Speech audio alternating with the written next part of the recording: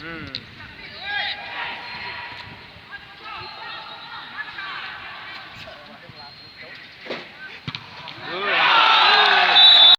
Di luar pemain lokal. Nah, dalam uji coba ini ya, dalam perjalanan lah ya, nanti dalam perjalanan uji coba atau dalam perjalanan kompetisi nanti kita lihat tim kita apakah komposisi yang sekarang sudah cukup ataukah memang ada lubang di tim kita ya.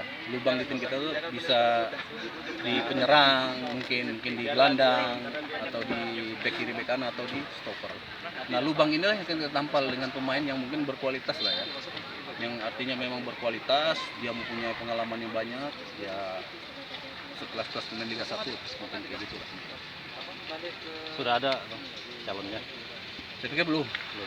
Itu hanya kesepakatan kita dengan jajaran pelatih ya, dan manajemen juga sepakat dengan menambal tim itu kalau memang ada kekurangan.